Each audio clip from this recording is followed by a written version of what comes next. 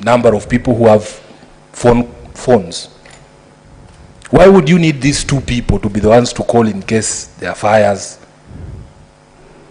What would you say? How many people in Tumau don't have phones? That was a request, Honorable Senator, from the residents of Timau. That they wanted two people who could call the county government when there is a fire. The number of people was entirely to me to decide because I was the one to pay them.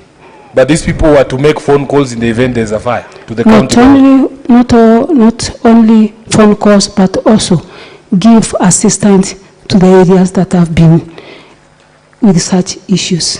Okay. Some more political cleverness. This question of the harassment of Honorable Mitili at this event where you are saying it was demanded by the crowd, Governor, in all honesty, had you spoken to that crowd about any of the previous events, the events of a preceding day that involved this honorable MCA, that could have incited or driven this crowd to make this demand? It was my normal speech before he arrived, because I arrived before him. Good. Did it touch on any of the matters that had happened prior between you and the assembly? Of course, yes. I am to tell them that I was denied access, of which they knew, and they asked me, what is the way forward? So you have seen us at rallies, here, all of us, saying, "Ninyinyi mumesema sio mimi." Yes. You know we know what we are doing. Okay. Lastly, Chair, there is this question of the accusation that you are working with the opponents of these MCAs. And in fact, one of them has testified here, Chair. I think it was the county secretary, is it the chief of staff? And we have seen another one in the video. Do you not see that this could be a genesis for the bad blood between you and the MCAs? Doesn't matter if you call me. Doesn't matter if you call me, but if you also call Bishop Margaret Wanjiru, and you are the person who has become president, and you are giving her all this prominence, and don't you see as a politician that that could be the basis of sowing discord between me and you? Honorable Senator, the two people that have been accused of working with have been my long-time friends. And because they have been my friends, and they lost the election, am I supposed to abandon them in my meetings? So are you saying there are only those two? They have brought two of them. No, I'm not aware. The ones you're working with, Governor, are they only those two? So many of them. Of the ones who came number two? No. Those who came number two, only one. Okay. Finally, I want you to tell me, as a person who, I'm the Senator of Nairobi, I'm not intimately or intricately involved in the issues of Meru. What is the one solution, because we have tried many, if applied by this Senate in the county of Meru, everything would work? Is it this ward fund? Is it your impeachment? Is it the dissolution of the assembly? In your view, as a leader elected in Meru, what is this one solution if applied by the Senate today? Meru would be up and running again. Thank you, Honorable Senator. The one solution that I think can solve all the problems is making the word FAD legal, or have a framework to work with. I thank you, Chair.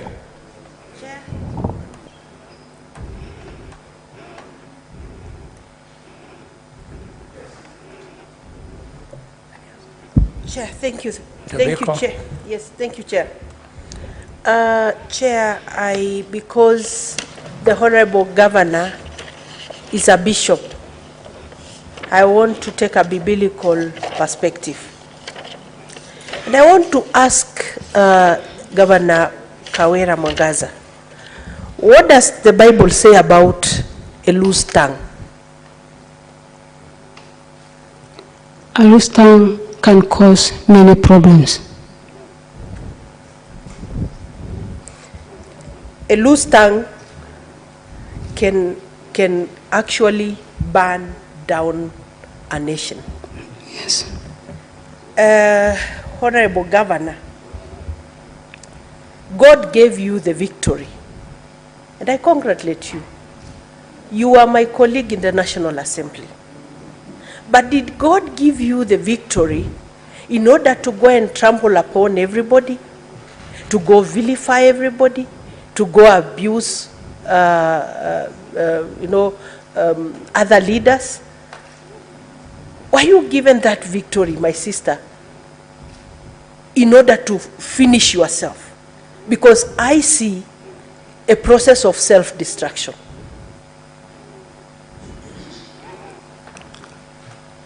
Honorable Senator, God gave me the victory. And the word of God says that God will never share his glory with any man. I've tried my best to bring MCS on board, but the only problem is word fad. The rest that has been rebelled against me is a narrative to cover what the demands are. From the time we started hearing the witnesses from the county assembly, they denied completely about them asking word fad. Until when the video clips were played, we came to understand that the problem was word fad. I've never and I will never fight anyone as a leader. Okay, I may not understand Kimeru, and yes, Chair, this committee will be faced with a challenge of a very delicate balance of an assembly that will walk out on a governor, an assembly that shows defiance, but also we have seen clips of a governor who is, and it's not me, it's what we have seen in the clips, who is outrageously aggressive on other leaders, seems to be on our part. I mean, the body language can also be interpreted, even if I don't understand the language of Kimeru. But let me go on. You know, the Bible also says that pride comes before a fall. I hope this victory will not be the cause for your fall. My sister, I also wanted, and let me just refer you as my sister because you know I am. Because you know this case puts some of us in a very precarious situation. And I have said it on the floor of this house. Because I contested for governorship in Kajiado. And I was hoping your success in Meru will propel me to governorship in Kajiado. But today, 3 months after the election, there is an outcry in Meru. Will really your behavior in Meru help to propel more women into positions, or will it bring us down? These are my worries, my dear sister. You know about the women movement. You know about the women who went before us. Akina Phoebe Asio, Akina Grace Ogot, Jane Kiano, Julia Ojambo, Zipora Kitony, Charity Ngilu, Mother Karwa, and more recently, Governor Waiguru, Governor Cecily Mbarire, Governor Gladys Wanga, Governor Achani, Governor Susan Kihika. You know about the League of Kenya Women Voters? You know about Center for Multi-Party Democracy. You know what it has costed the women of this country to create space for leadership. Will you be the downfall of the women of Kenya? Will you bring because you must see your actions, not just to affect the people of Meru, but to affect the women movement, to affect the girl child, even those we have given birth to. I am sorry to speak this way, because you must be told the truth, that you must be able to tame your tongue. You must be able, now that you are the victor, to know that it is the victor who needs everyone else. It's not everyone else who needs you. It is you, the victor, who needs other people. My sister, I foresee a situation where you are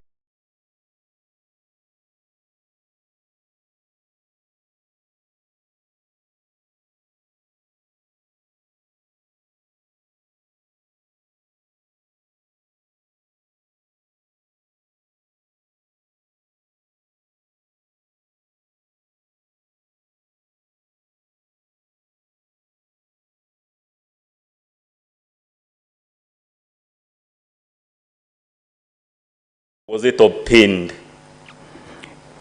It can only be required when it is yes or no, unless the chair rules me out of order.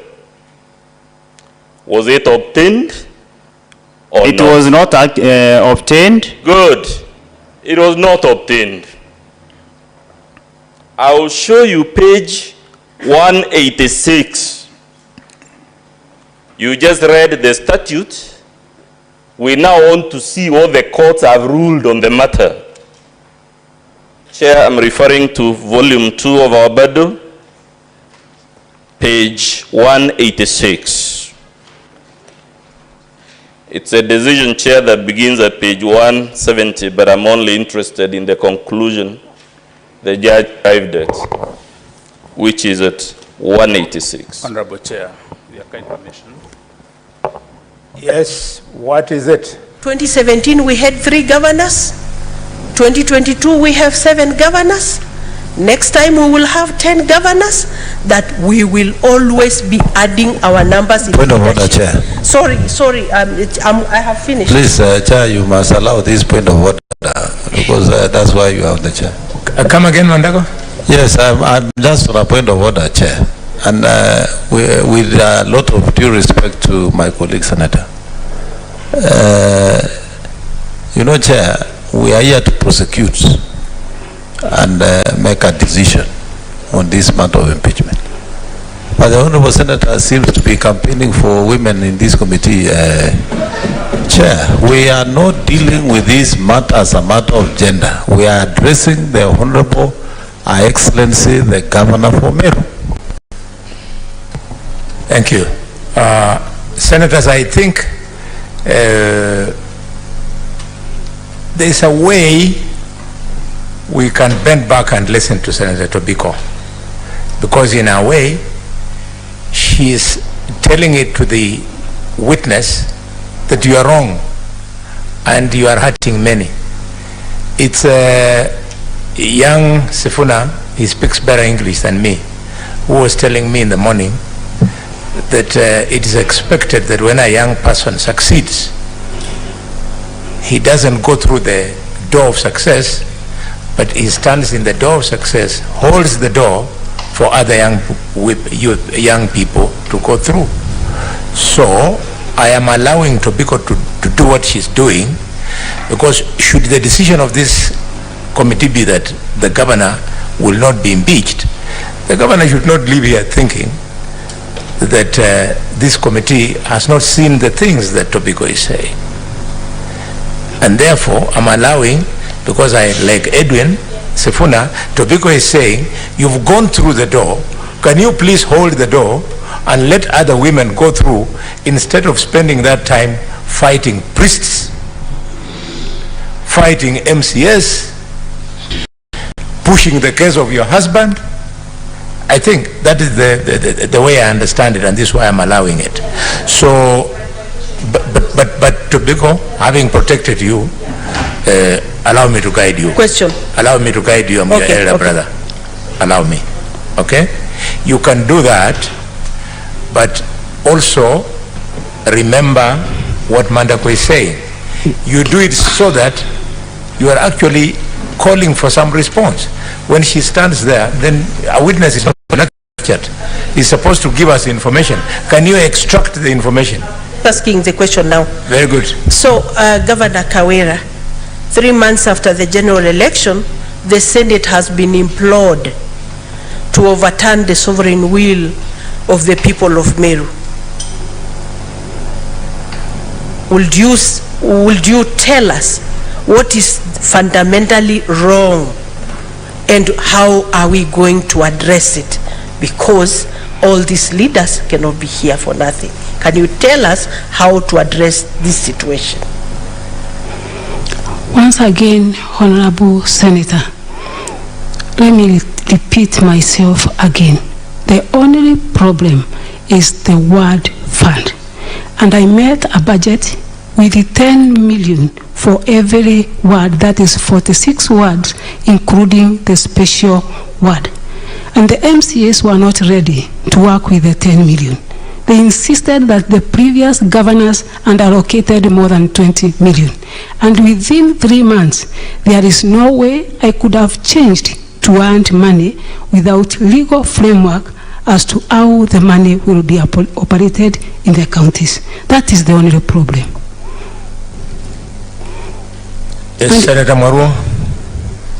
Yeah, thank you, Chair. I will start from where Senator Tobiko was laying a background to a question that gender mainstreaming has come a long way. From the time the American professor Margaret Sanger decided to take very many women to Beijing in 1995 to fight for space for women in the world. And we are very proud when we have women going to leadership positions that traditionally have been occupied by men. And we don't want to, at the end of the day, because we are being called upon by the motion to either push you aside as governor, which would be a clawback really to the milestones that have been made in gender mainstreaming, or to retain you there. Sometimes when change has to come, it can come by just removing the top, and the whole organization then becomes okay. So what Senator Tobiko has done is quite good, that most of the issues that have been raised have to do with your MEN, your soft skills, your interpersonal skills, your emotional intelligence, things that you can deal with and you can be trained on and you can change. But for me, I have looked at 2 issues that to me sound as the gravamen of this petition. Number 1 is the appointments, the roadside appointments. And initially we started by saying that Chair. And please allow me. Yes, Mandago. I'm a bit lost. Are we prosecuting or advising the governor? Because we must stick to the substance of the motion. 1 minute to lay the basis, then I'm asking the questions. You see, the trouble is, if you build the question for 3-5 minutes, then people thank you. It was just 1 minute. Let me ask. Throw the question at the governor. Let me ask. Yeah. Chair, it has been difficult for me to draw a line between governor as the director of Okolea and governor as the CEO of the county during employment. Because at one point you're saying we are employing for Okolea, at another point you're saying you're employing for county government, but you are writing letters to try and find out if these employees are actually working for the county government. But now you're telling us at the end of the day that they are working for Okolea without giving evidence that these employees are drawing emoluments from Okolea, or they have appointment letters from Okolea. So how do you draw a line, Governor, for you as the director of Okolea and CEO of the county when you are in public? That is the first question. Honorable Senator, I have never made an appointment on behalf of the county government of Meru.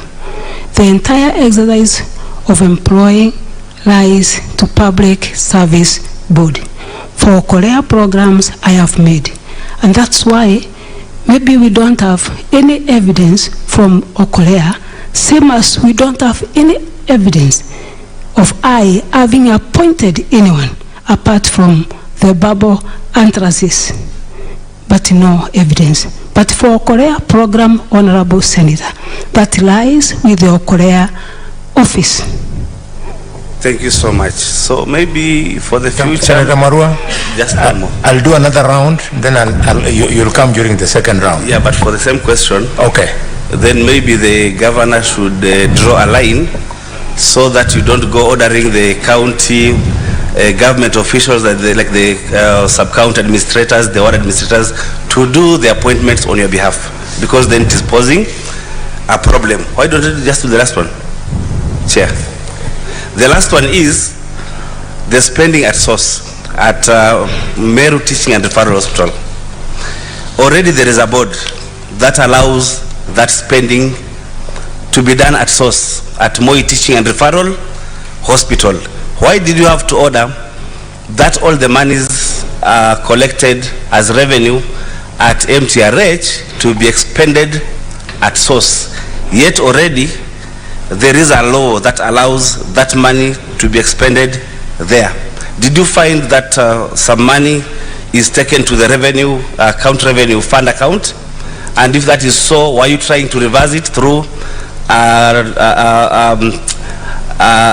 edict that you are making?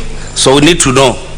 Otherwise, if already you have a board that is supposed to oversee the expenditure of the funds collected at the county Meru Teaching and Referral Hospital, why did you have to say that money should be spent there? Why did you have to do that?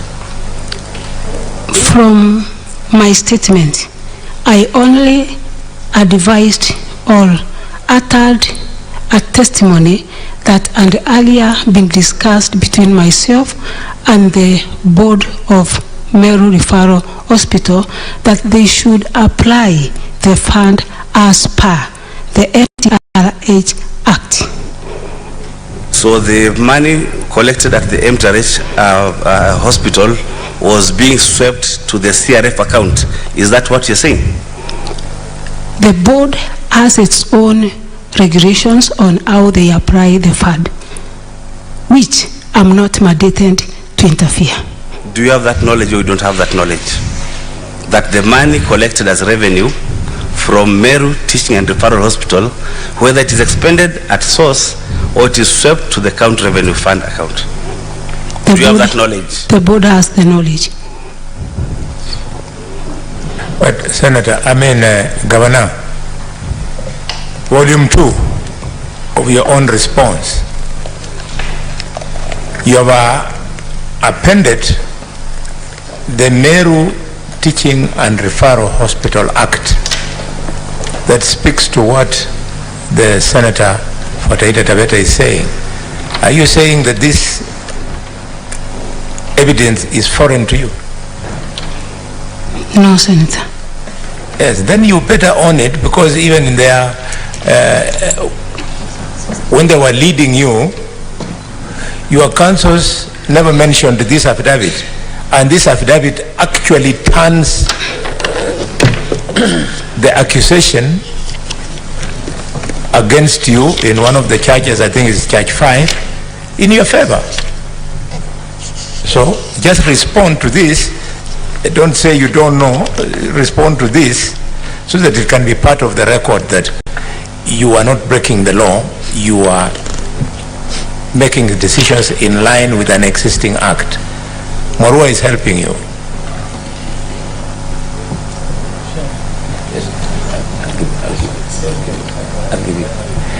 Sorry, on the same point, the governor, the Senator Mandela. Yes, on the same point, I'm sorry, Chairman. I disagree with that view on the basis of legality. The PFM Act, Section 109,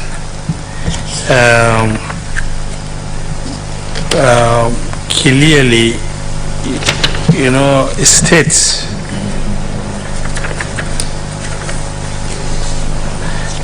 establishment of a county revenue fund. They established for each county a county revenue fund in accordance with Article 207 of the Constitution. The county treasury for each county government shall ensure that by or on behalf of the county government is paid into the county revenue fund, except monies that is excluded. But where the act is talking about is excluded, it's talking about legislations by parliament. And the legislation by parliament supersedes county legislation unless the PFM regulation is amended. That Order, Senator. As your chair, I am not saying I know it better than you, but I beg you, these points of argument, we will prosecute them when now we are writing the report, because the same constitution that you're quoting, the actual article is 207. It provides, and it also provides that with legislation by parliament, this can be exempted, spending and source. So let's not prosecute it here. It will become untidy. Here we want to collect evidence. When now we are discussing it, we can do it when we have stepped aside, so that we don't look like saying Tianga is the one who is right and is wrong. Our secretariat is here. When we are writing the report, they'll give us the usual guidance that we get from the Senate on authority of the legal department, and the director of the directorate is with us here, Dr. Kello. So maybe we don't discuss the merit or demerit of the constitutionality or legality of a piece of evidence in plenary.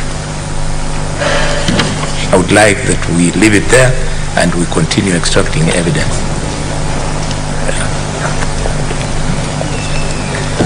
Yes, Mandago, your hand has been up the whole evening. Chair, thank you very much. Governor, I have a number of questions for you, and I will move very fast. And so that to help you respond to my questions, I will just go in the order of the charges that have been brought before this committee. Charge number 1 on nepotism, illegal appointments, and lawful dismissions and usurpation of the constitutional and statutory functions of county organs.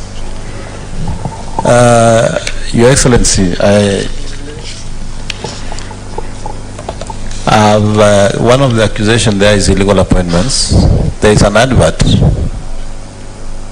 dated 22nd of November with a number of directors who are reporting, as per the advert, to the Chief of Staff, therefore indicating that those are directors in the office of the Governor. Question number 1. Does the county government of Meru have an approved structure, establishment for the county government? Does the county government of Meru have an approved establishment? The county government of Meru has a public service board that deals with employment. Madam Governor, if you read the County Government Act, the role of the county public services does the employment, but there is what we call approved establishment that determines the number of employees, the posts, and the offices. Chair, Governor, your mic has a problem. That's probably the reason. It's too close. Okay.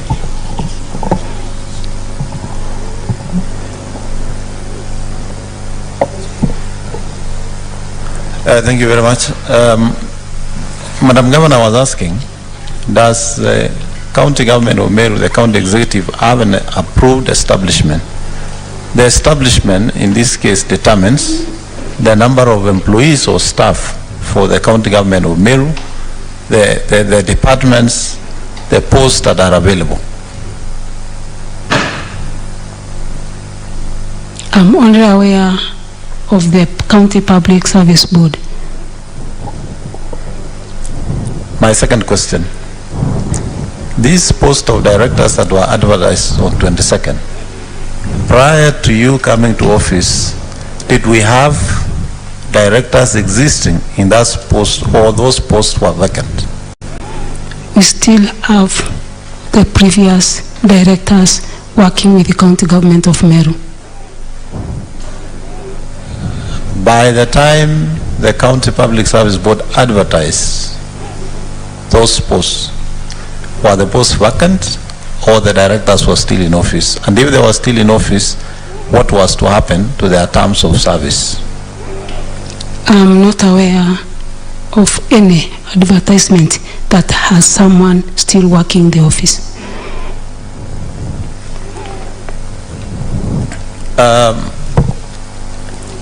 In the response, volume 2,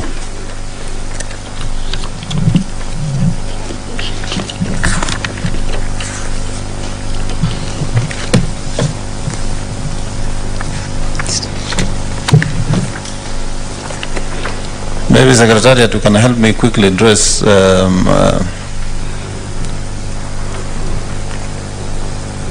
I think that was page 16. Governor Mandago, Senator Mandago, as you look for the reference, let's capitalize on time. Yes, I allow somebody else to shoot. And I've already found it, Chair. Oh, please go ahead. And Chair, please give me time, because you gave people time to lay the basis. I'm only asking questions directly. If you look at volume 2, page 67, there's an advert there running all the way to page 71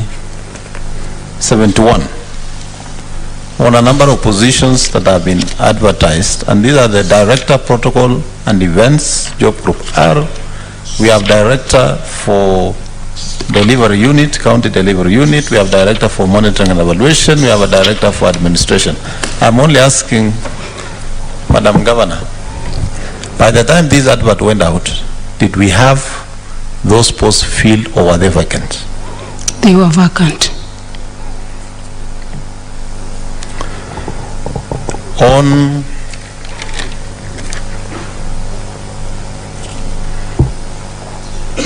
On the issue of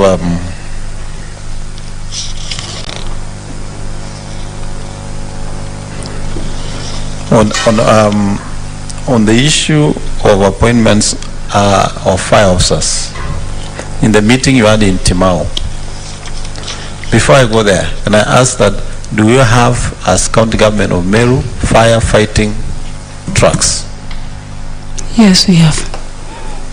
How many and where are they located? We have 5. Is it true that there is a firefighting engine in Timao that is not functional? Yes, there is. Was it therefore necessary to have 2 people to call when we have a fire engine that is not functioning in that sub-county? We locate the machines where there is need.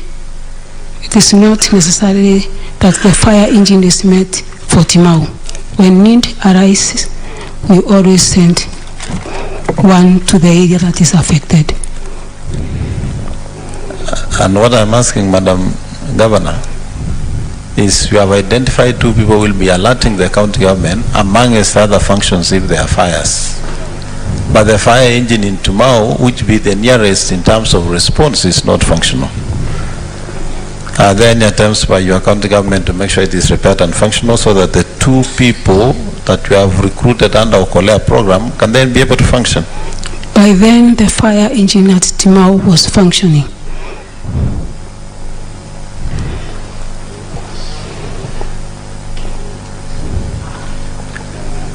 From the evidence of your Chief of Staff, who seems or has committed himself that he understands all matters to do with this petition, why was it appropriate for the Chief of Staff to himself ask for information from the different departments and not through the County Secretary and not through the Secretary of the County Public Service Board? Was it under your instruction? No, it was not under my instruction. Madam Governor. Senator Mandago, just put your finger there. That was part of my intervention, so let conclude it. Your answer, can you clarify? Because the counsel for the county assembly tried to get it from you, but he didn't push you well. This is the time. Were you deliberately avoiding the county secretary because he was not going to take instructions from you to give evidence in the manner you want to protect yourself? No, I was not avoiding the county secretary because of any issue, but the chief of staff has always been with me in the meetings that most of the accusations has arrived from. I put it to you that you need to persuade us better, because there is a County Government Act that clearly specifies the county secretary as the custodian of the responsibilities that your chief of staff has been discharging the whole afternoon. Can you convince us? I stand guided chair that at no time that I have chosen to work with the chief of staff and then neglect the county secretary. Are you aware of the County Government Act? Yes. And if you are, why did you bypass the responsible officer who is the county secretary? Instead, you bring here the chief of staff. I thought this is a matter that is personal and not a county government case. Being my case, then I chose someone who understands the issues better. But if it was a county government case, the best person could have been county secretary. Mandago, go on. Thank you very much, Chair. Now, Madam Governor, in your own affidavit, on the reappointment of the cabinet, of the county secretary, your statement reads, the allegation of illegal reappointment is denied and that the governor avers that the current county secretary was appointed in the previous regime and went through vetting by the county assembly, in which the mover of the impeachment motion participated in approval. His contract was extended by the previous governor without approval of the county assembly. Please underline, without approval of the county assembly. And the governor had to extend the contract again, owing to the crucial role the exiting county secretary plays in forming the new government. Just as I stopped there, when we asked your chief of staff, who has committed that he knows everything that goes around in there, your chief of staff said that the extended contract by the previous governor had not expired. Why was it necessary to reappoint? Two, you are already aware, Madam Governor, that the previous governor did not submit this county secretary for vetting by the county assembly as required. Did you have to continue with the same mistake that the previous governor had committed? Honorable Senator, when I assumed office, I met Rufus Meriti, who is the county secretary for Meru, and he was mandated to be the chair of transition for a certain period. I chose to, at least for a few months, to continue working with him. I sought advice from my legal team and also the board, who affirmed that the contract had not lapsed. So I had no otherwise rather than to make a statement of intent that I will be willing to work with him even after this, if at all the Public Service Board agrees with my statement of intent. Senator Mandago, I'll come back to you another round. Let me now open up to another senator. Esther, I saw you. Just, Governor, because I didn't spend my time laying the ground, allow me to ask one question, just one, so that you come back the next round. Senator, because you're my neighbor, I know those might be your winding remarks, and I want you in this meeting up to the end. So just quickly. Madam Governor, on charge number 2, incitement, bullying, vilification, and misleading campaigns against elected leaders. Did you at any given time call the MCAs by the word in Kimeru, Mberwa, which I am made to understand is fox. I have not.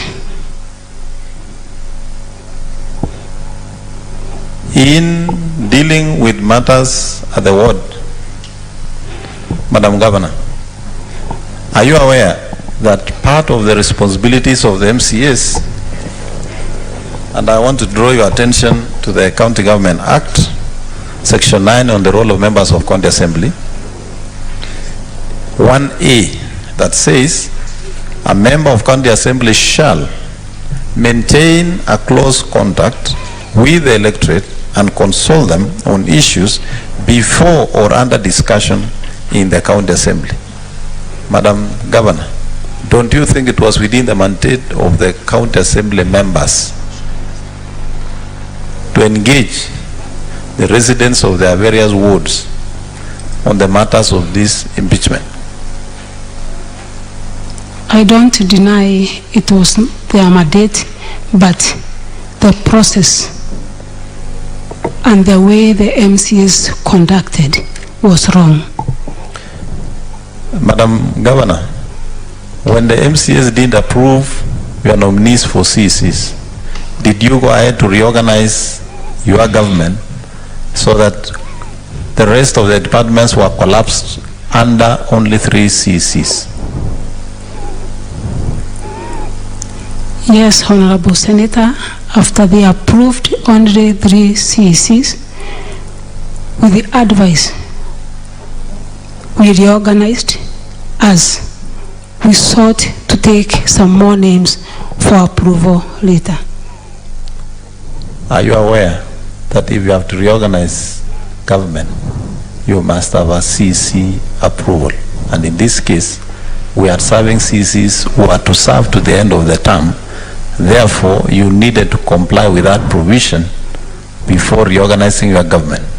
And do you think in that reorganization it was going to be effective for service delivery for the people of Meru County? The reorganization we made, Honorable Senator, was not a permanent solution. It was a short-term mitigation as we take other names for consideration. Yes, but what I'm asking, are you aware even that short-term reorganization needed the approval of the County Executive Committee meeting? By then, we had no County Executive Committee. Madam Governor, are you aware that the County Government Act provides that serving CCs serve in office up to until the new CCs are sworn in and assume office? So you cannot tell this committee and this sitting that there were no serving CCs. The serving CCs from the previous regime, their contracts had elapsed, all of them. Madam Governor, I want to help you understand that the term of CCs end when the new CCs are sworn in to office. Yes. I think, Chair, I don't want to proceed. Let me allow another senator to ask, but I still have a number of questions. In fact, Madam Governor, you will remember that you were written a letter to, and you were told to name names to go and sit on the transition committee to join names of officers led by the county secretary who was serving on Governor Krayudu's cabinet. True or false? True. Yeah, so the blunders you are making is because you ignored those people, pushed aside the county secretary, and started, with this aggression that you have, started driving Meru as personal property. Can you convince this committee that you did not break government financial procedures and regulations by that arrogance? Honorable Chair, when I assumed office, the only person from the previous regime who was there in office was the county secretary. And I showed the willingness to work with him. That's why I not even take any name for consideration. By having county secretary who worked with the previous regime doesn't show any arrogance. The rest of CECs who are working with the previous governor all went with him. Chair, with your permission. You know, Senator Mandago has guided you, and if you don't believe him, reflect when you are in this precincts of Parliament. When President Ruto was, when President Uhuru was forming his cabinet, he did not dismiss Kibaki's ministers. They only exited after his ministers had received approval and they were in office. Similarly, President Ruto did the same, including his list being challenged in the High Court. Because you're treating Mary like personal property, that's why you don't respect that government procedure. So should you get lucky, you'll be excused on this impeachment. You have to go and walk the straight path. Yes, Esther Kenyori, you intervene with a question? Chair. Yes, yes. Chair, Yes. just because the governor seems not to get it, allow me to draw attention to Section 42 of the County Government Act, County Executive to remain in office after Election 1. When a general election is held for a county government, the outgoing County Executive Committee shall remain in office until a new County Executive Committee is constituted after the election.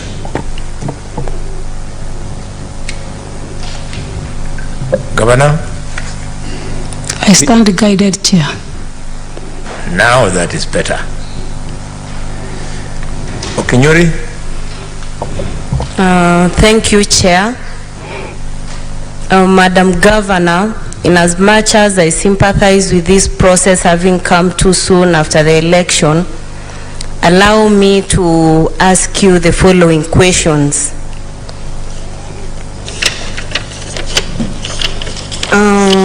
Pursuant to paragraph 23 in your sworn affidavit, that is page 20, you have strongly expressed your feel that the mover of the motion, who is the Abogeta West Honorable Member DMK Kyogora, having personal issues with you.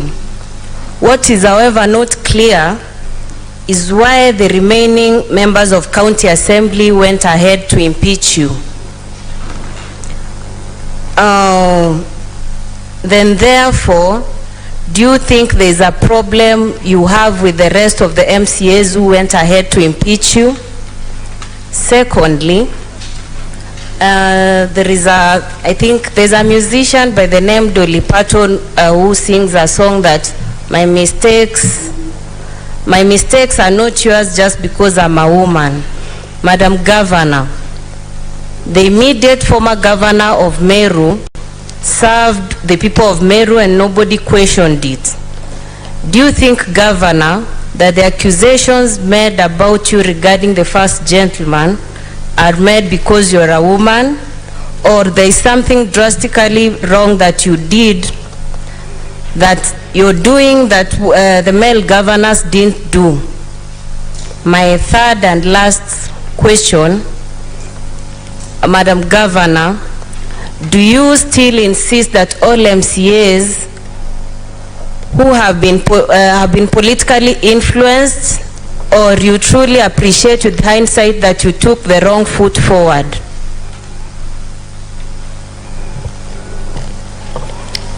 Honorable Senator, DMK Kyogora has shown the evidence of him having personal grudges, which has not originated from I being the governor. Even the time when I was the woman representative of Meru, and the same issues.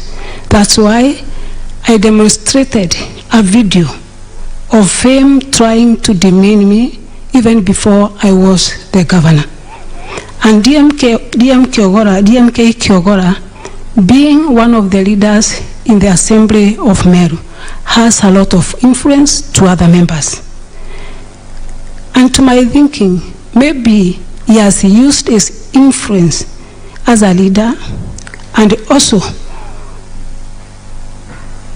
a person related to the previous regime governor, maybe to try and twist me to follow the demands of other members. And to make my point clear, Madam Senator, the only MCA who tried to support my case was removed from all the committees, and that puts a lot of fear to other MCAs who maybe sees the committees as a source of revenue and maybe having fears that in case they support the governor, they will be removed from the committees, just like the MCA who has supported me.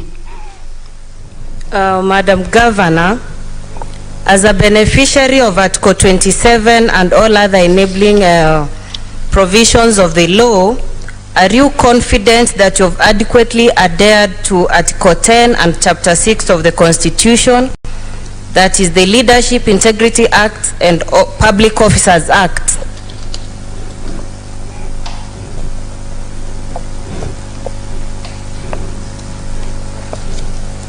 Come again, Madam Senator. As a beneficiary of Article 27, you know what Article 27 of the Constitution, that is equality and freedom from discrimination. Then there are all those provisions down there. Are you confident that you've adequately adhered to Article 10 and Chapter 6 on integrity and the Public Officers Act? Am I clear on my question? No. That's a general question as an elected leader in that office and a Kenyan citizen conversant with our constitution. I'm actually touching on whether you as an individual feel you've adequately met these two areas I'm touching on. Yes, Honorable Senator. All right, thank you. Senator Okech.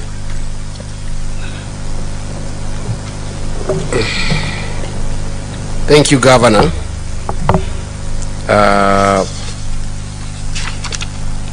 The charges were read to you that you're familiar with. And how many grounds, in your understanding, have these charges invited?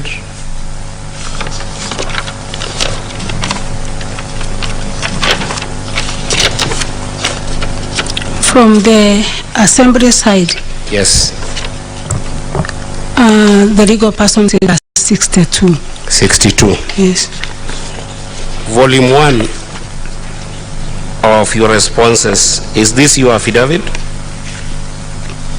Because I want to be as fair as possible with you, Governor. Can you confirm that this is your affidavit? The volume 1 of your documents? Yes. Are you familiar with all the provisions of Article 181? 181.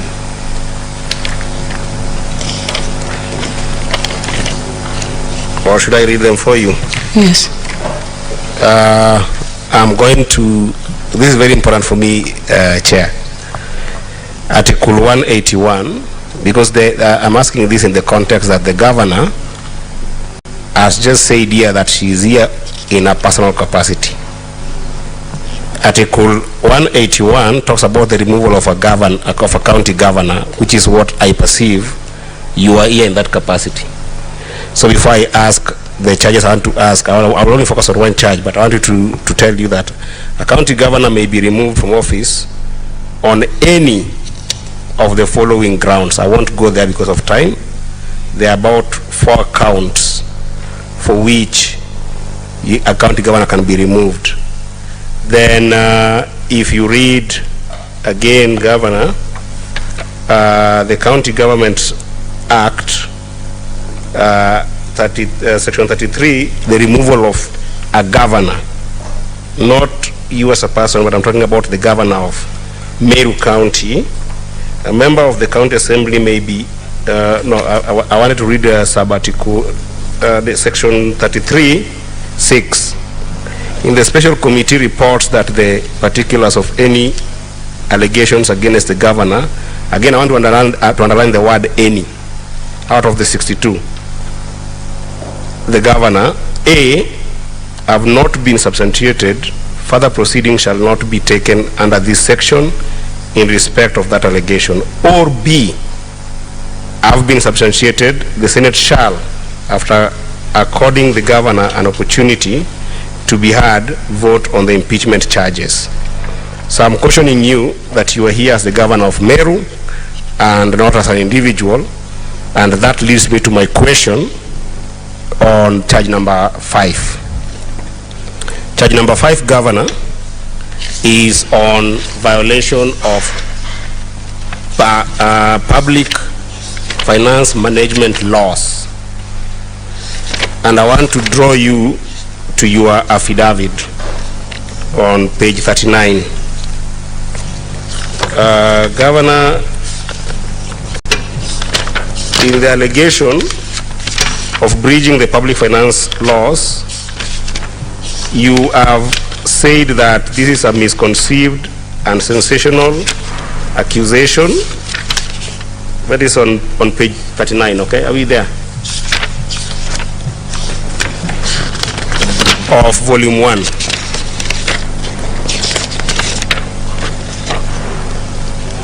And if you found it, this allegation is made in complete ignorance of the fact that the Meru Teaching and Referral Hospital is a gazetted level 5 hospital that is also a semi-autonomous. Senator, you are emphasizing the law and the constitution. Shoot your question. Yeah, I am on the violation of public finance act according to the response. I want to interrogate the response that is given here by the governor.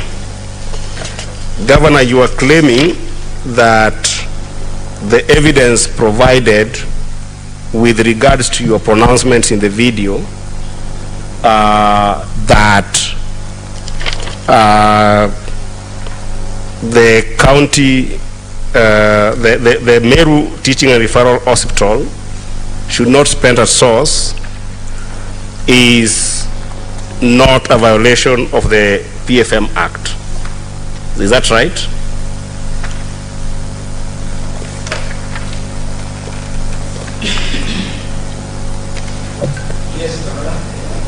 Yes.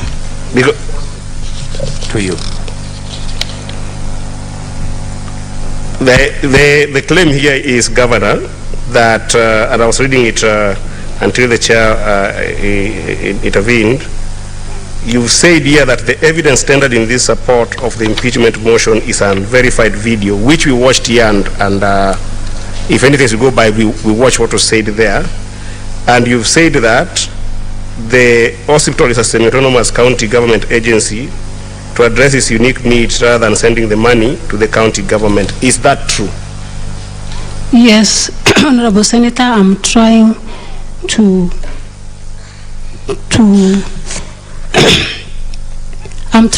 explain what happens at Meru General Referral Hospital, and I've annexed my statement and also the letters from the CEO or the acting CEO, and also from.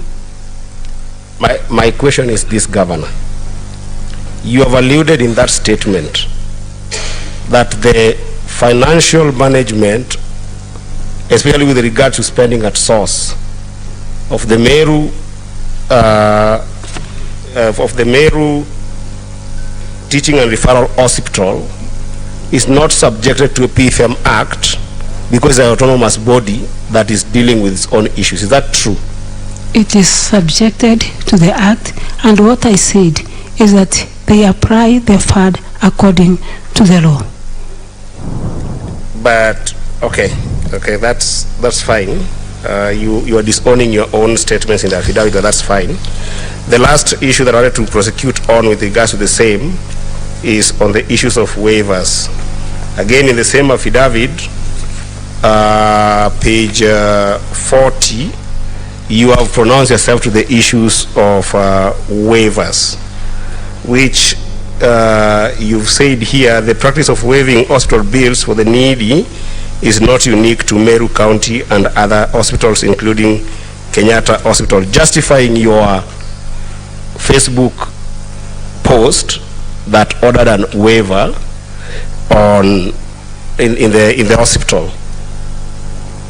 Is it true that the waivers can be done without the PFM Act? Honorable Senator, when I arrived at the hospital, I met the committee, especially the waiving committee, who handed over the list of people that they were supposed to waive. And I only exercised from the list that I was given, and they were ready to do that even before I arrived to the hospital. Governor, who posts on your Facebook? It is my communication team. With your approval or without your approval? Sometimes without my approval. The post that was posted on your Facebook on the 6th of September, was it with your approval or without your approval? I can't remember, Honorable Senator. You can't remember? Yes. Okay, that will be all from me, Chair. You're free to show her, and so you're free to show her the post. Yeah, I wanted to show her the post. Yeah. Pass it over to our secretariat. Yes. They'll give to the council, and then they should be shown. Actually, it's also in volume 1 of it's in the document? Yes. Then refer to it. I'll refer to it very quickly.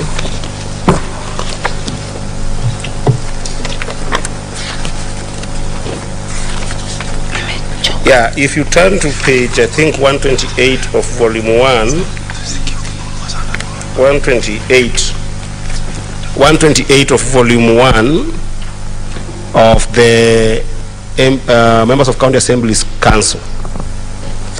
There's a Facebook posting there on 6th of September in which the governor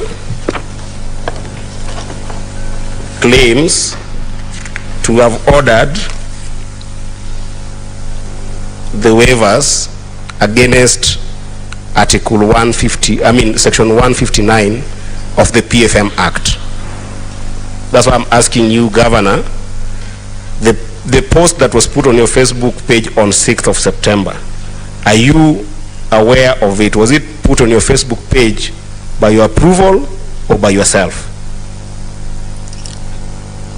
I agree that the page is mine, and the work of posting or doing this is from my communication team, and maybe they were guided by the act which they saw, because they were not with me in the board with the members of Meru Teaching and Referral Committee to understand. The question is very simple, Governor. Is the post your own post, or the post was through your approval? That's all I want to know. No. It was not by your approval? It is mine, but I did not check what was written. So it is your post? It is my Facebook page.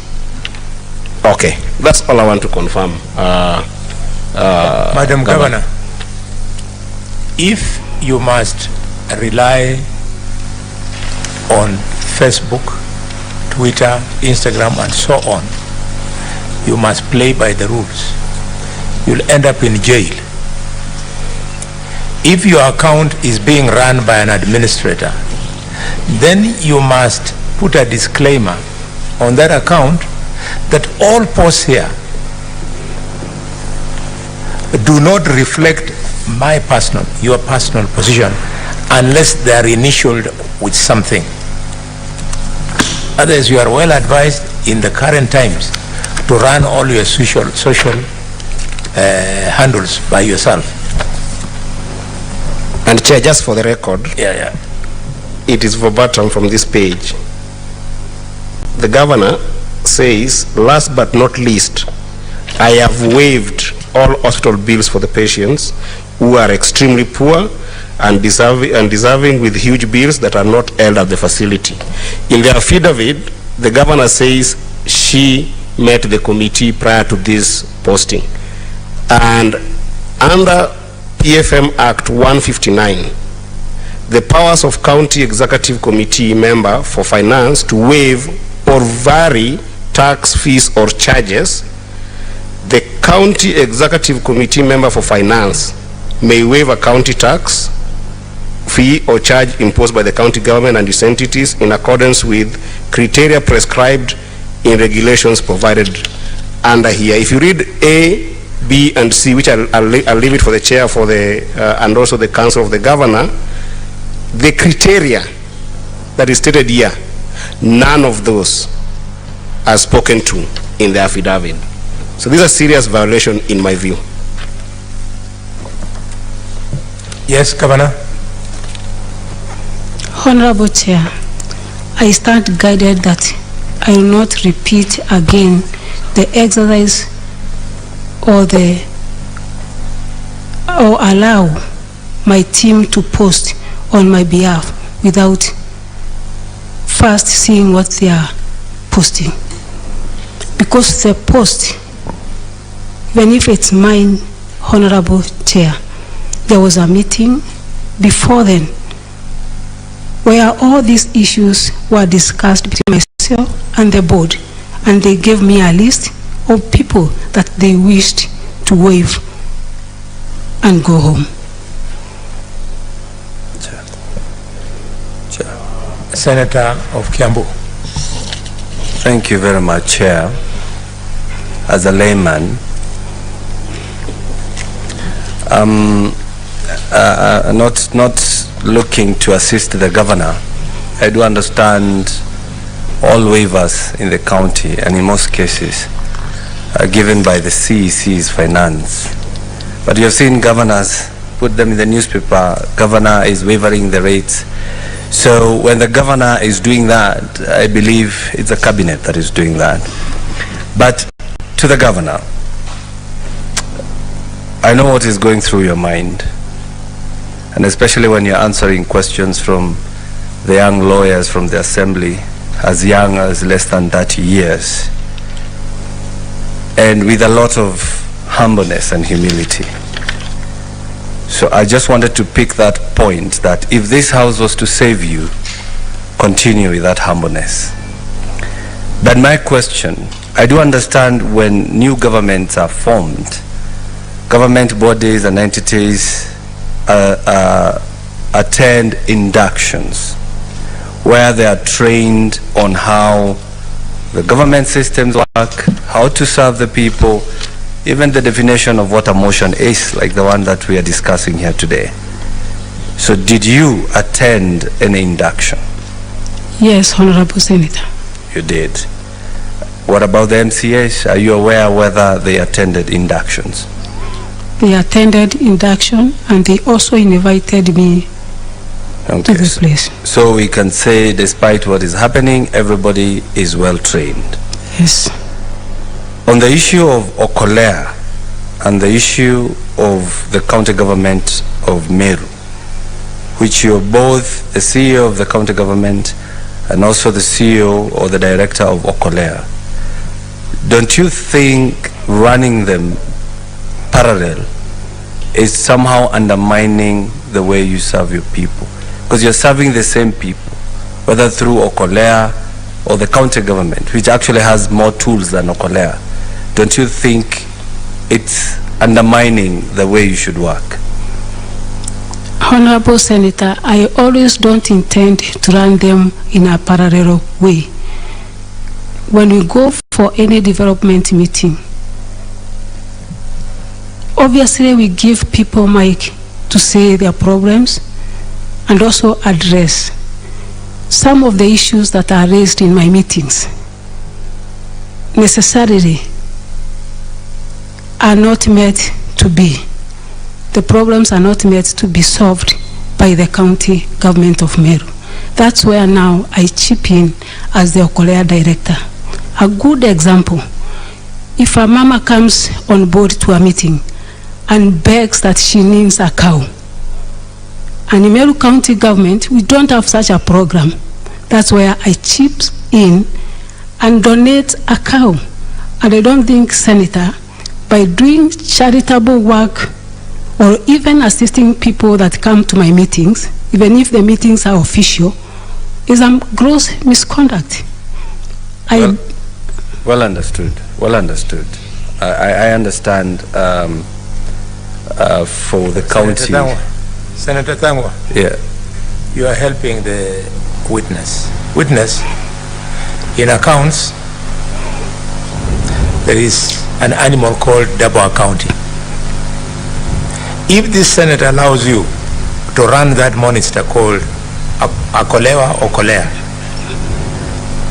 we run the risk of allowing you to be diverting public funds, apply them on Okolea, and say that it was your own private initiative. If you think I'm very far from it, you have already done it. You've told this plenary that you went in a public function, you announced the names of people to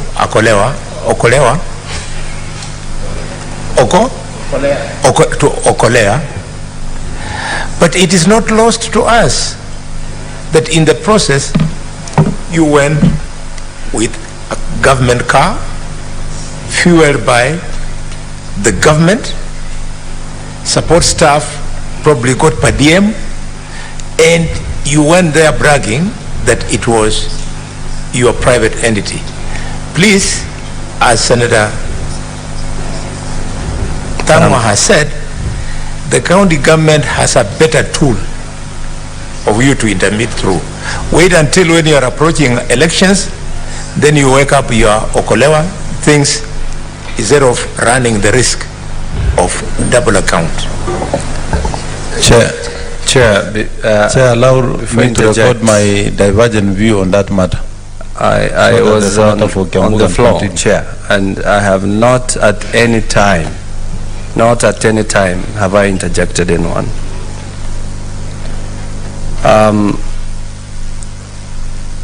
Your Excellency, Governor,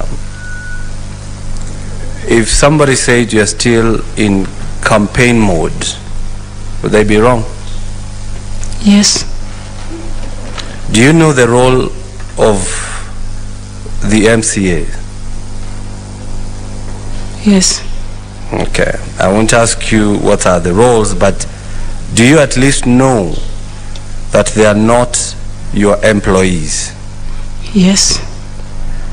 And of course, do you know you cannot order around an MCA to either explain an issue, to either execute a mandate, or to either even sing or dance?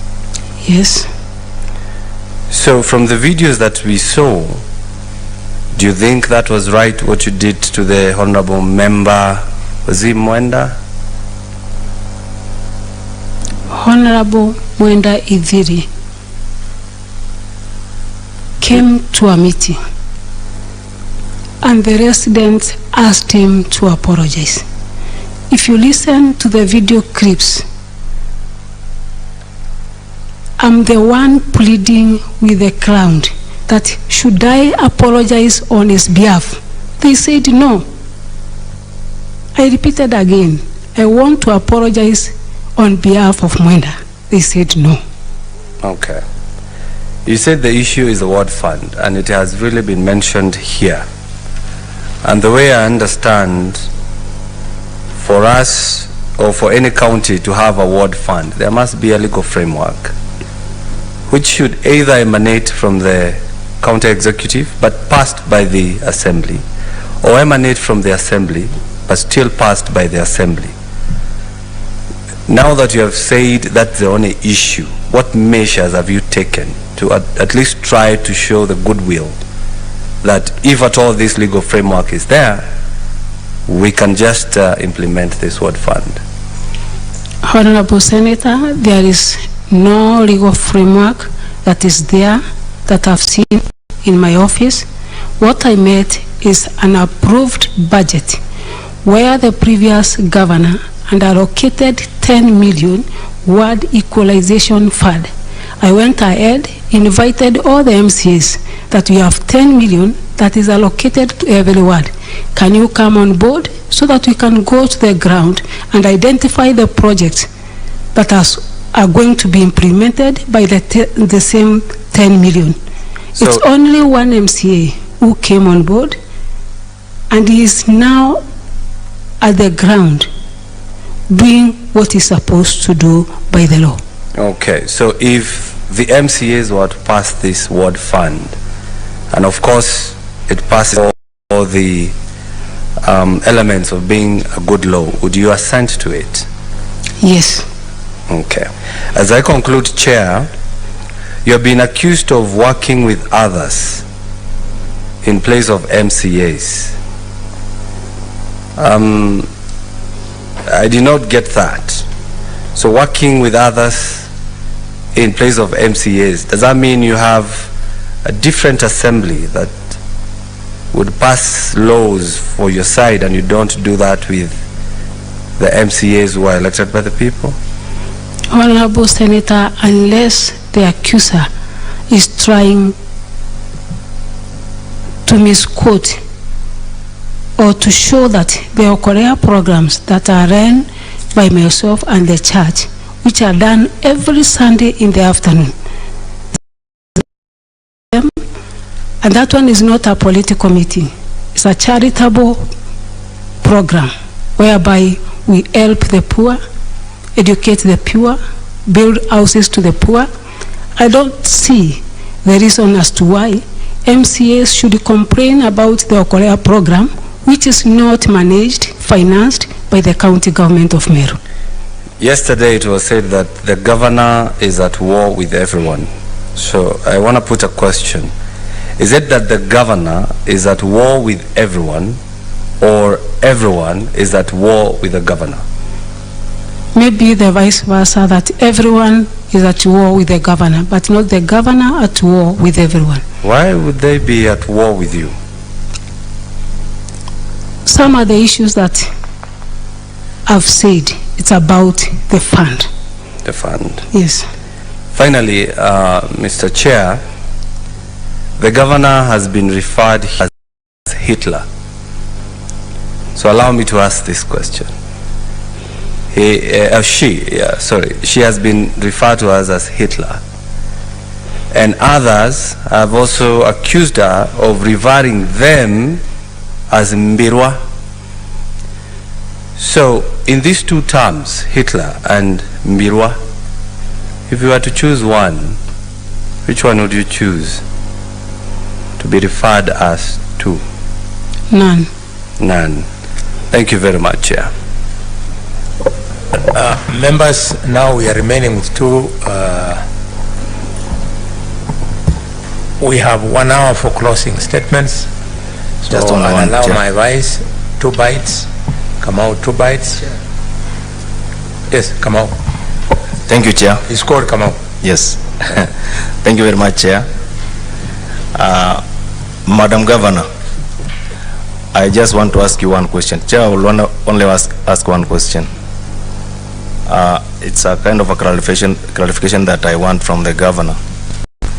In an event, Governor, that this committee finds no merit in your impeachment motion that has been brought before this committee, how are you prepared, or how will you demonstrate the spirit of collegiality between you and the members of County Assembly, that according to me, it is the one that lacks? And at the same time, I wanted you to demonstrate how will you do, or how will you deal with that problem? Because this is something that you would have dealt with there before, but you left it at that. Being the senior-most politician in Meru, it exploded until it reached here.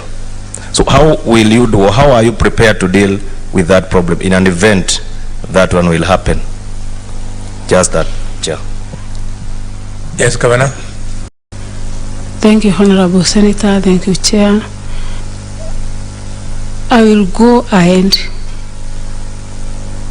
and extend olive branch to the MCs. I have not done it once, but I will again and again invite them so that we can sit together as leaders.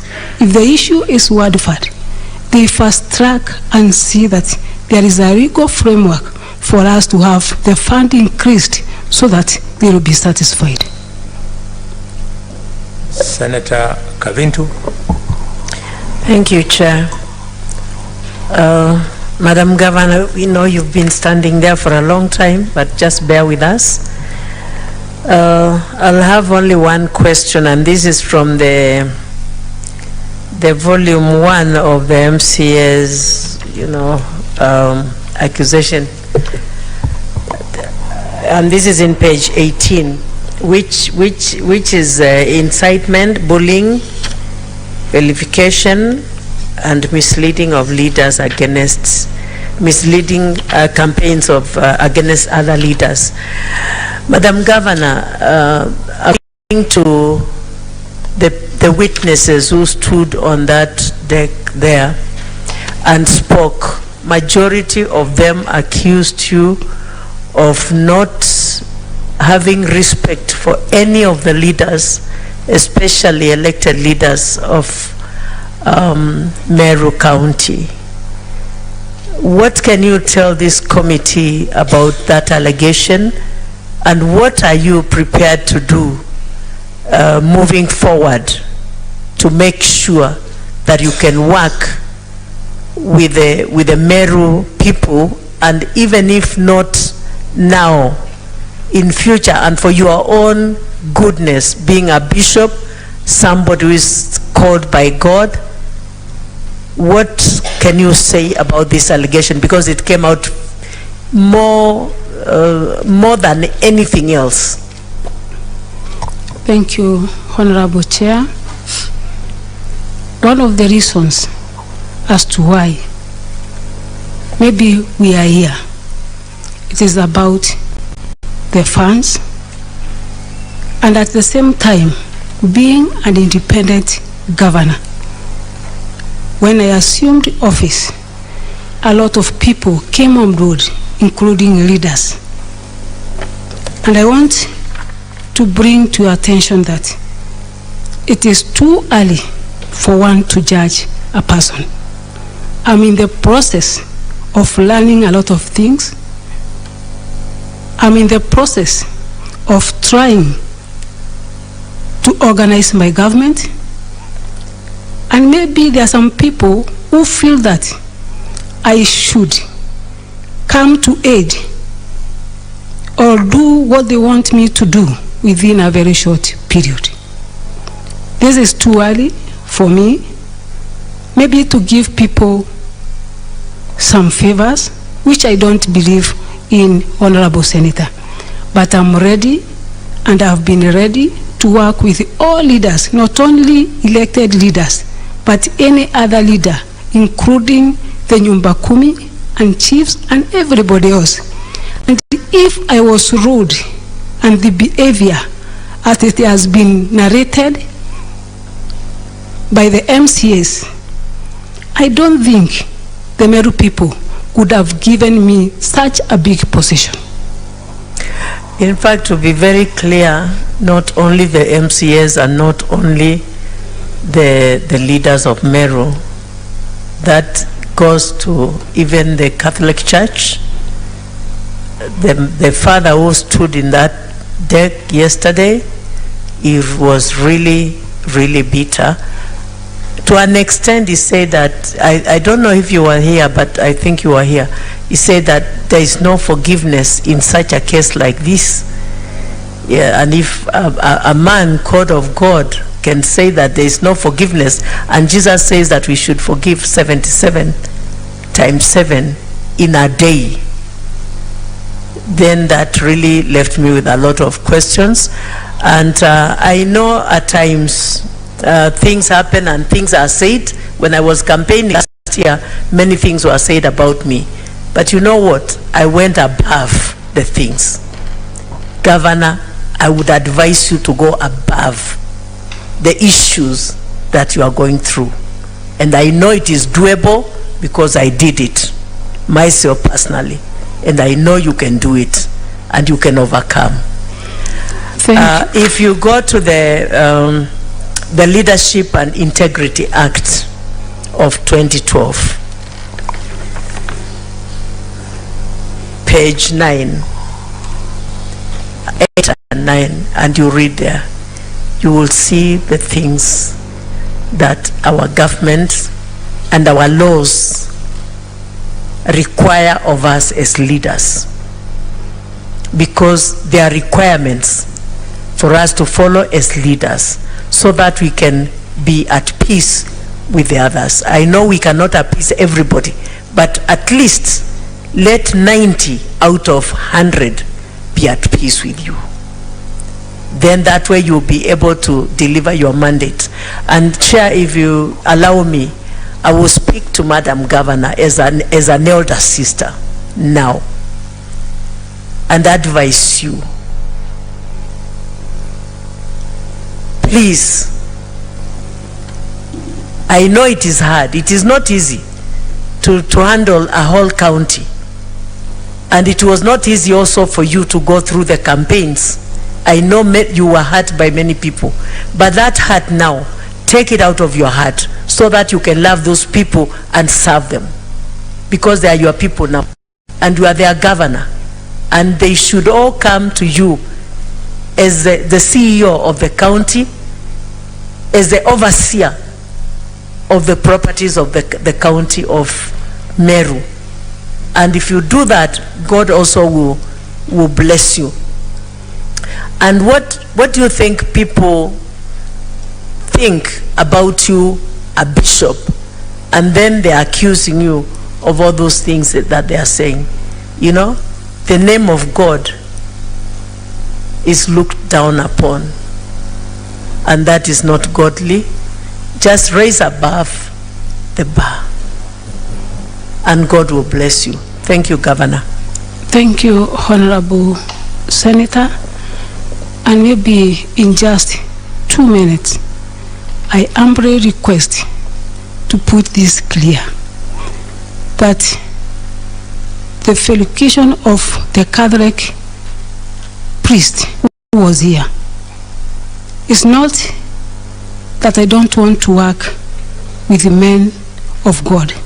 It was purely an issue of finances, whereby I'm supposed to pay invoices and funds out of law.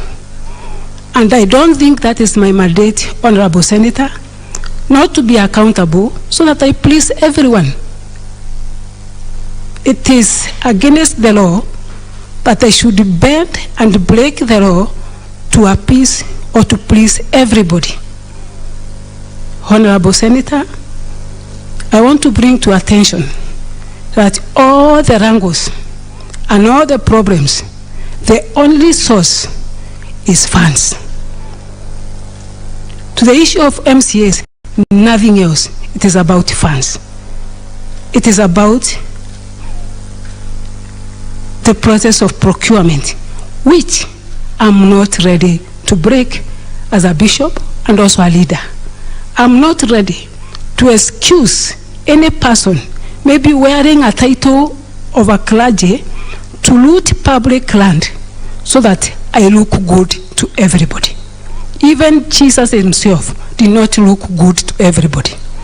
He earned Judas in his team. But for me, Honorable Senator, I believe that I am a woman of God, and the Bible says that we thrive to get peace. It is not easy, but the Bible says that thrive to be at peace with everyone. I have done so, but I'm not ready to break the law so that I will look good to people.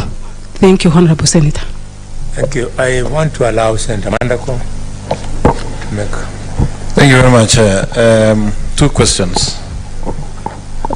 First, I want to remind the Honorable Governor that I hope she still remembers she's under oath. I want to reconfirm from you, Governor, is it true that the contracts of the directors that we discussed had expired? Are they still earning a salary? Two, would you be okay if this committee seeks further information on that, including getting the whole IPPD payroll here for analysis to just confirm that those directors are not earning? Honorable Senator, I want to confirm that the post that has been advertised, as much as I know from the Public Service Board, are vacant. In the previous regime, we had people taken from other departments to do jobs which were not meant to be done by them. By the time I came on board, they were taken back to their departments. That's why, up to now, I don't have a protocol director. I don't have a monitoring and evaluation director. So many offices are vacant. And that's why I sought advice from Public Service Board. If at all they can assist me to get my office running. I was advised that the previous regime and the contract which has now expired.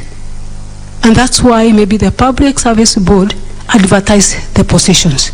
There is no way, Honorable Chair, that the Public Service Board will go ahead and advertise a position that has a person in office. Thank you. Chair. To conclude for us, just allow me to finish this one just question. Just a minute. Oh, I thought you had two. No, it was that for clarification. Thank you very much. Governor, on the matter of forceful entry to the Assembly, you are received by the Speaker, you signed the visitor's book, you are ushered into the chambers, you sat in your seat correctly, and the Speaker invited you to address the County Assembly.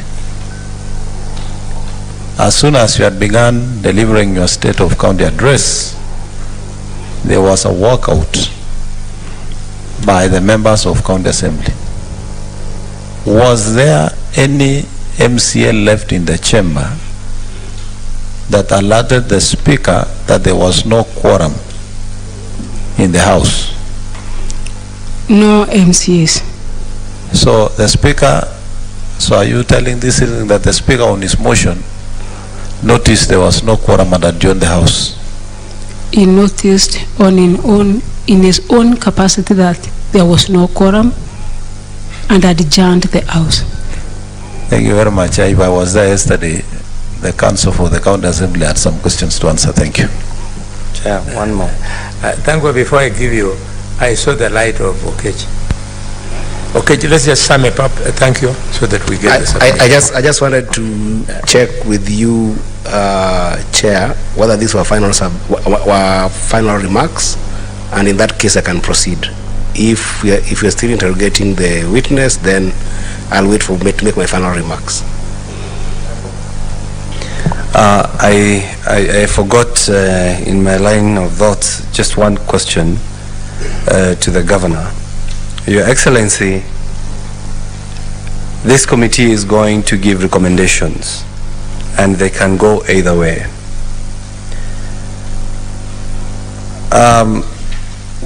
what if, I want to hear your thoughts, because I said here yesterday, I think it was yesterday or in the morning, that from what I have seen here, the problem is more egocentric than constitutional crisis in the county. What if this county, this Senate, was to propose that the President invokes Article 192 of the Constitution that says that President can dissolve a county government if a commission of inquiry has been formed to investigate? But if this committee was, the Senate was to propose that, because it seems that nobody wants to work with the other, what would be your comment? Thank you, Honorable Senator. I think, to me, it would be unfair to me, because it is barely 3 months that I've been in the office. It is good to give some issues time. There's a saying that says, time heals. Maybe we are in the process of, or we are in the teething problem, whereby the governor and the MCAs, because during my campaigns, I was doing it all alone. I've never had a chance to mingle with the MCAs, not any one of them. We just met after elections. And I thought it was good for us at least to have time together, work together, and see if these problems will be healed by time, if not mediation. But from my side, I'm ready. And I have been doing so from the word go, trying to bring them on board, including appealing to the President of the Republic of Kenya to try and unite us.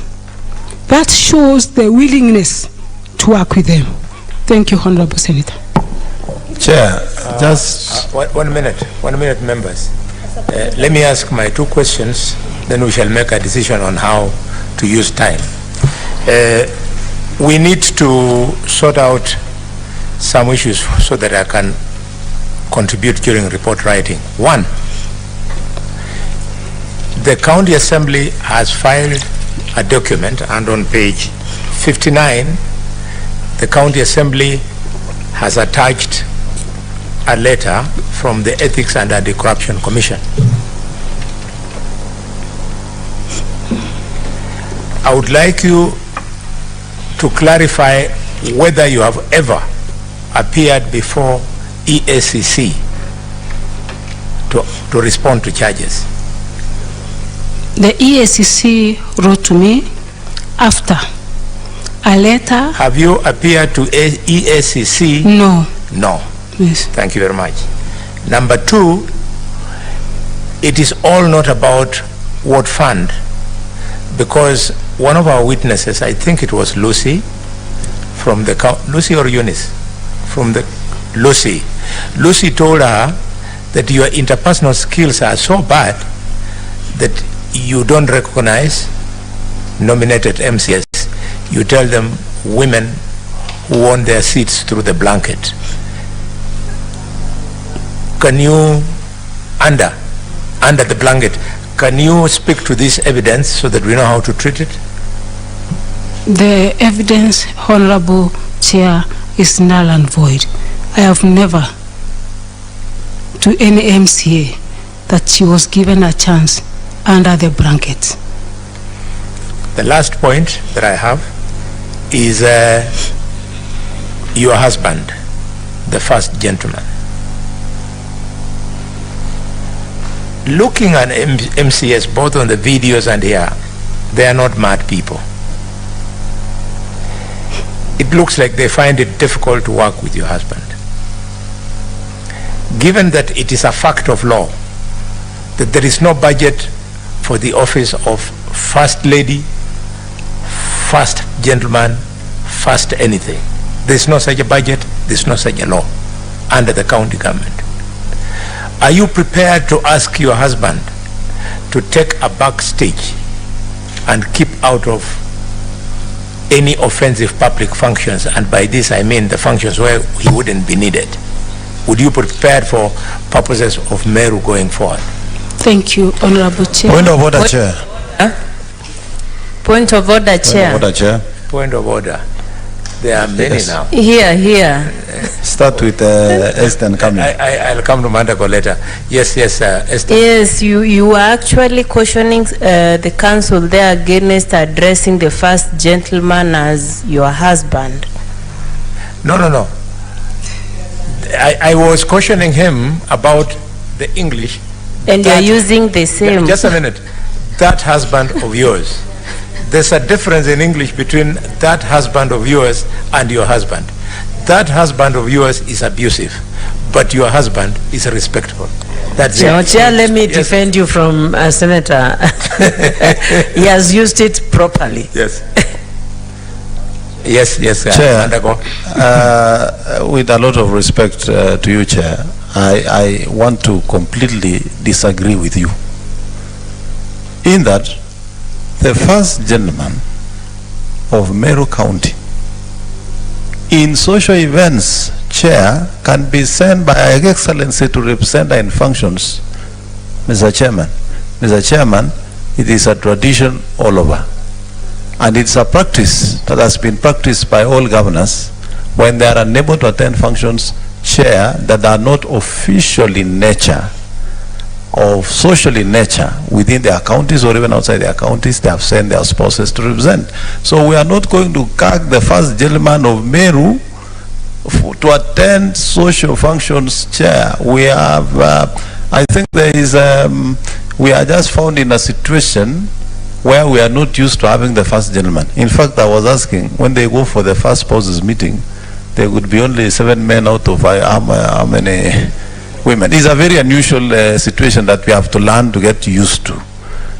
However, what we don't expect is the first gentleman to get involved in the running of the affairs of the county government of Meru.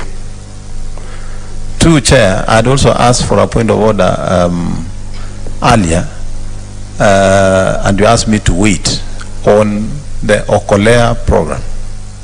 Unless there is complete evidence that the governor is using county resources to run Okolea, it will not be fair to ask the governor to abandon a program that she has built for over 10 years.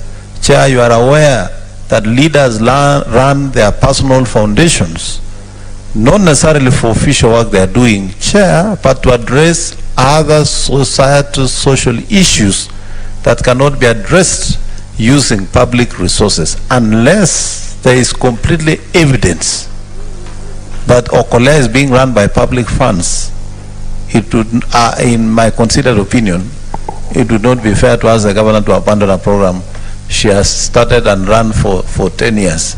And for 10 years, she was not the governor of Meru and the program was running. So I think we have to get evidence that Okolea is using county resources for us to really ask the governor to abandon that kind of program. Point of order. Very well. I think, let me handle this point of order. You can rule for I both. think you have a point of order? Yes. Okay. Yeah, my point of order, Chair, is about the timing, because we are at midnight, and the timing that we had given, or the direction, is that we'll go for recess or some break, then we come back for the final submissions. It's already midnight, and if we continue like this, then we'll stay up to morning. Please, I seek your indulgence. Thank you. That is for you, with your intelligence. Members, we try to be reasonable when we are in session. I was very specific that could the Senate, the governor,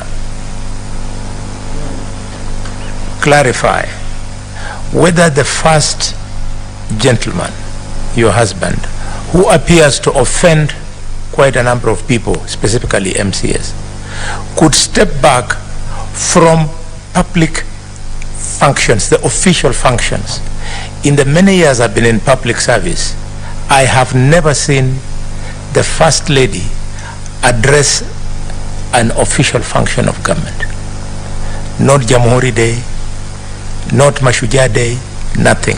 But social issues, including matters of religion, you can go on with it. The videos I've seen, your husband is very conspicuous. Not in a bad way, but he likes his music. He's like me. I'm very conspicuous with my bulls. So that's how people are. So is it possible that we step back? Governor Mandago, as far as my advice on the Okolewa is concerned, I wanted you to learn from Governor Kreitu, a man we respect a lot. He's a senior counsel. He knows the law. You saw when he wanted to continue with those kind of activities, he regularized. Tuaweza? It's called Tuaweza? Yeah. He regularized it. And the lawyers are here will tell you, by allowing the CEC to make a resolution it made, it regularized it so that this could be able to be above board in terms of spending on it.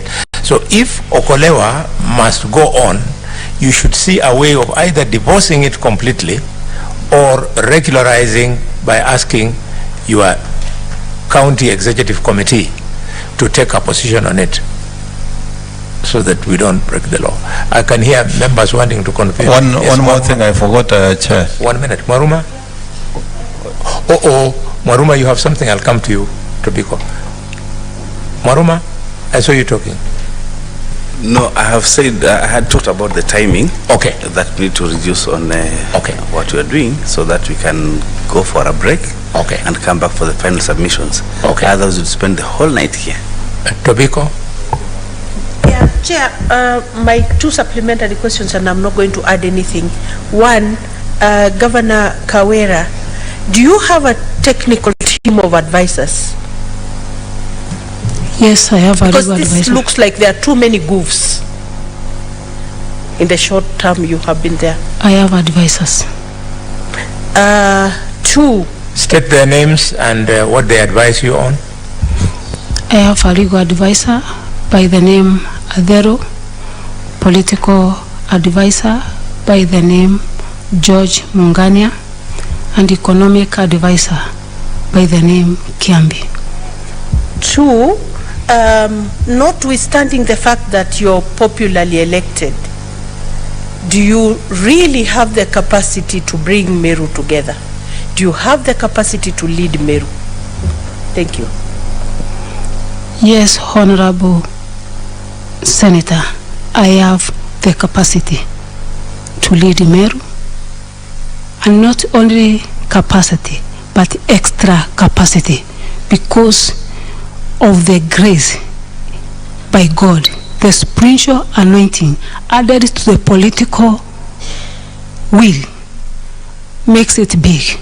And just give us time, Meru will be the best county among the 47 counties of Kenya. Yes, Mandago? Yes, Chair. Let me ask the Governor, in her last statement she said she has done everything possible to try and bring the leaders of Meru together, including asking the President. Madam Governor, the President was in your county. You deliberately skipped to attend that function. Is it true really what you are telling us? Thank you, Honorable Senator. Some issues I will not discuss in this place, given the sense that the one I may discuss I'm not mandated, but I did not skip the meeting just for the sake of doing it. There was communication, and I don't want to relay it to this House.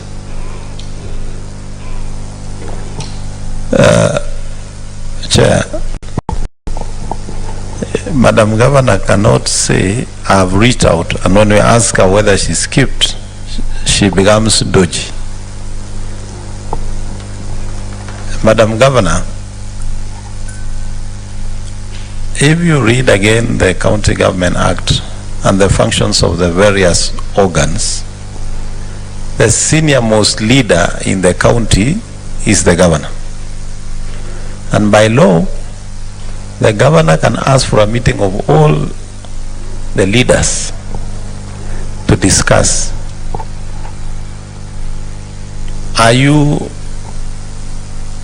telling this sitting that you explored all those options so that by the time you are here, all options of mediating or trying to mitigate these matters had been exhausted? And if that is so, because the decision of this committee will go either way, we can agree with the county assembly or not agree with them. Would you be comfortable, you as the senior most leader of Meru, if the decision of this committee is to agree with the impeachment and Meru County has to go to election 3 months after general election? Thank you, Honorable Senator. May I say that I am able to bring all leaders together. But you've seen from the videos that have been played here, the MCAs insisting in their music that it's Kaende, Kaende. There is no way I could have convinced them. We sit down, they said unless they bring their governor to Senate. That is the only time we shall sit down and talk. And that's why you saw them in the video singing that they will not stop. And they will not accept anyone to talk to them unless they take their governor to Senate. And because maybe they have fulfilled their desires, they will accept, we sit down and talk. But it's very unfortunate, Honorable Chair, that not once have I invited them, we sit and have dialogue. I don't know and I don't want to put it, but maybe there are some influences which I don't want to allege, but some people somewhere maybe have been sponsoring the MCs with some reasons best known to them.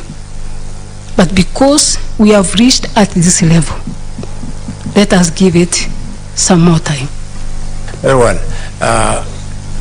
Madam Governor, I would like you to take what Senator Mandago has said. Everything is based on the Constitution. And this Constitution anticipates the following: that the county government of Meru can go on without you. Yes. The same Constitution does not anticipate the county government of Meru going on without MCS. Yes. So you must go all out of your way, I don't know how this committee will decide, and find a way of working with MCS. Because they can go on without you, you cannot go on without them. What do I mean? This impeachment can decide to send you away, and a new governor will come into office. And the MCAs will be in office. On the flip side, for the MCAs to go away, they can only go away under 192 with you, through suspension of the government. After 90 days, go into election, and that's the end of you. So you need them more than they need you in terms of survival. So should this committee so decide, you have to bend your way backwards. And I think, don't listen to me, the only person who have spoken to your heart here is Senator Kabintu. Become friends with her. Point of order, Chair. Yes. On your last statement, let me also go on record to differ with you that the MCAs also need the governor of Meru as much as the governor of Meru needs the MCAs. You can buy time, Chair, and remain for 5 years, but I can assure you they will not be re-elected. And if they want to learn a lesson, they can visit Makueni County. Okay, so Governor, I would now like to congratulate you and thank you for your patience. There are many who came on my page and attacked me that you had allowed the governor to take the podium and she's going to destroy herself. She's going to destroy the evidence because she's a very temperamental person. I started panicking because I didn't want us to spoil this beautiful process that we have achieved. You've come out very well. You've maintained your composure.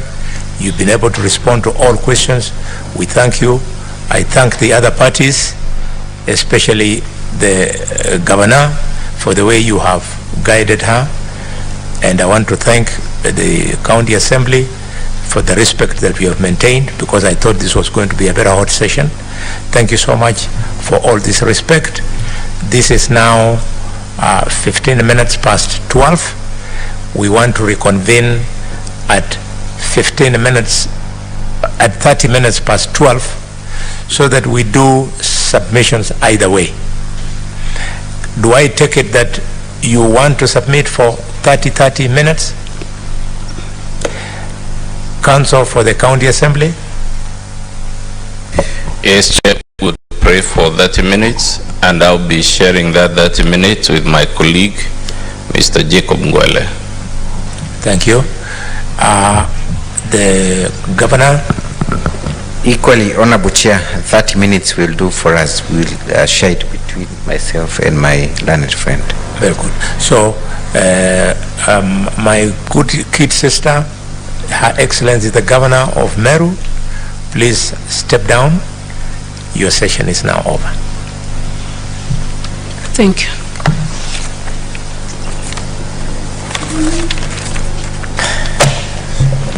So, mwanzo kupanga vitu. Au sio?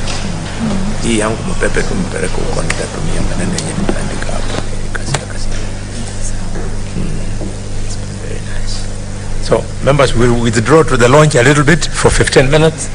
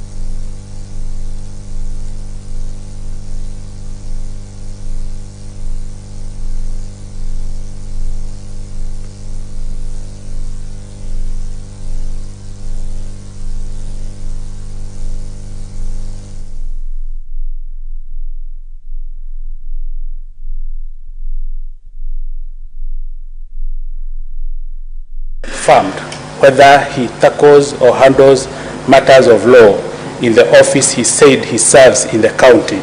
Now he is being told to interpret a judicial decision which, my lord, may not be within his competence, because it's a matter of law, and any other witness, including the governor, would not have testified to that because it's not a factual matter.